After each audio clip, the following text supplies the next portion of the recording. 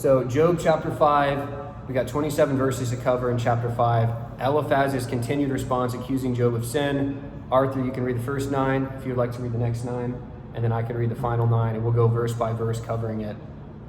You want to start, buddy? All right. Cry for help, but will anyone answer you? Which of the angels will help you? Surely resentment destroys the fool and jealousy kills the simple. I have seen that fools may be successful for the moment, but then comes sudden disaster. Their children are abandoned far from help.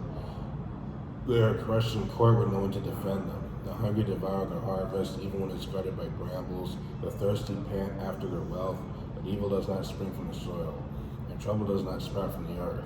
People are born from trouble, as readily as sparks fly out from a fire. If I were you, I would go to God and present my case to him. He does great things too marvelous to understand. He performs countless miracles. And then Matthew, if you want to go from 10, if you want to go from 10 to 18. I think mine is a different Bible version. Is it okay? Do they have options for the? You can read off of mine too, bro.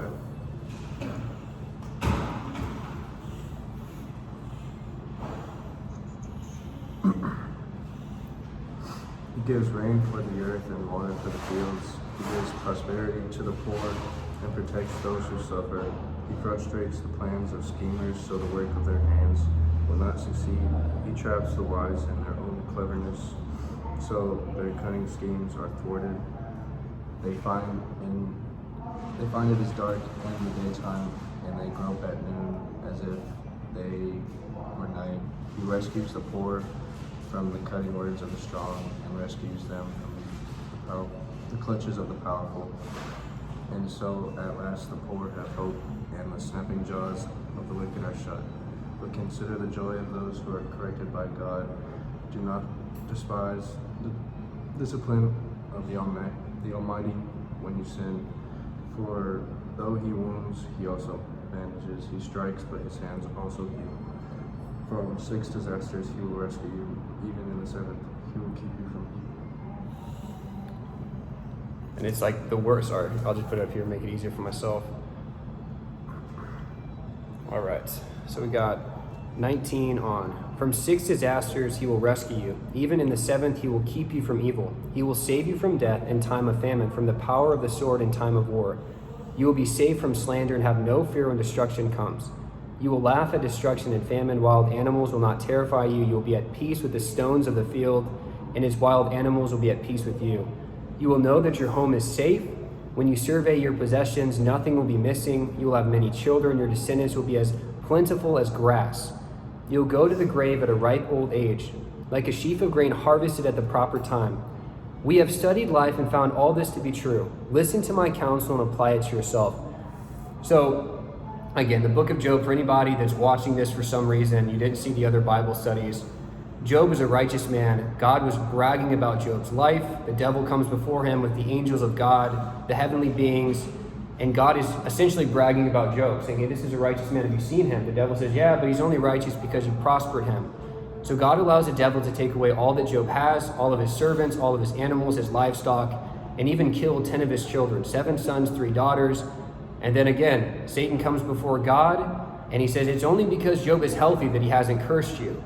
So God allows the devil to curse Job's life by causing boils to break out in his skin. His wife even says, are you still trying to hold on to your integrity? Curse God and die, in Job 2:9. So then Job has 3 friends. They show up, Eliphaz, Bildad, and Zophar, and they start accusing Job after he curses the day of his birth.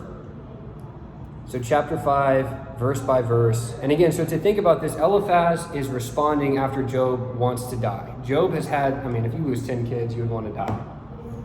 So Job responds with, I wish God would crush me. He curses the day of his birth. And then Eliphaz responds with what he thinks is wisdom.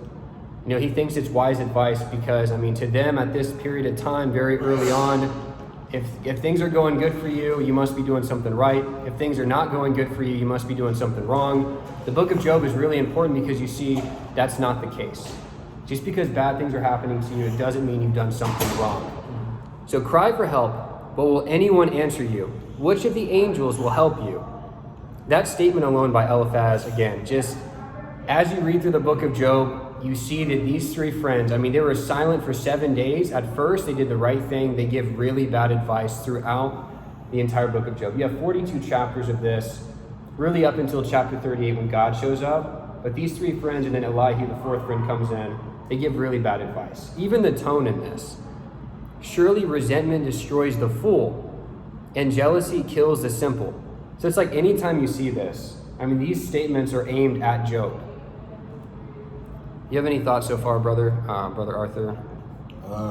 So quite a few things. So I think in one of the first chapters, or first verses, I should say, that I read, I believe it was said that man is born to trouble as surely as sparks fly upward. I guess that points out human frailty.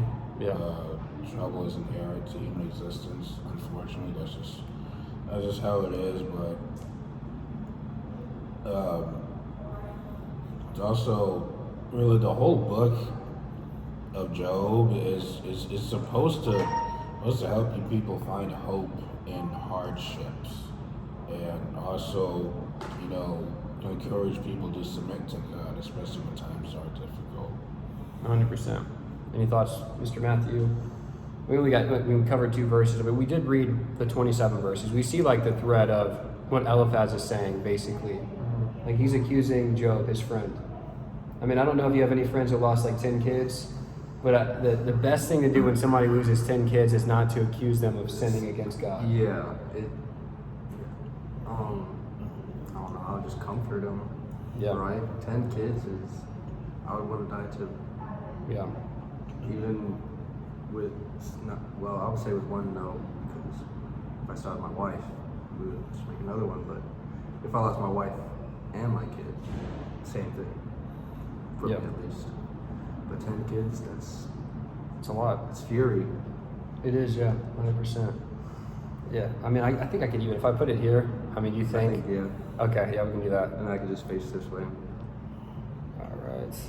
Try to aim it towards it. I don't know if this thing is dying too, because I saw you kind of turn it on. It's like, I think it should be good, but I have no idea. It should be good. So I have seen that fools may be successful for the moment. So he's calling Job a fool. You may have been successful for a moment. But then comes sudden disaster, because sudden disaster did hit Job. Their children are abandoned far from help. I mean, he literally lost 10 children. They are crushed in court with no one to defend them.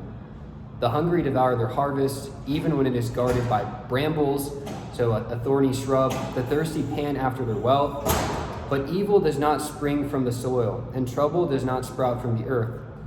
So basically, this didn't happen for no reason, Job. It didn't come out of nowhere. Why would God just take 10 kids away?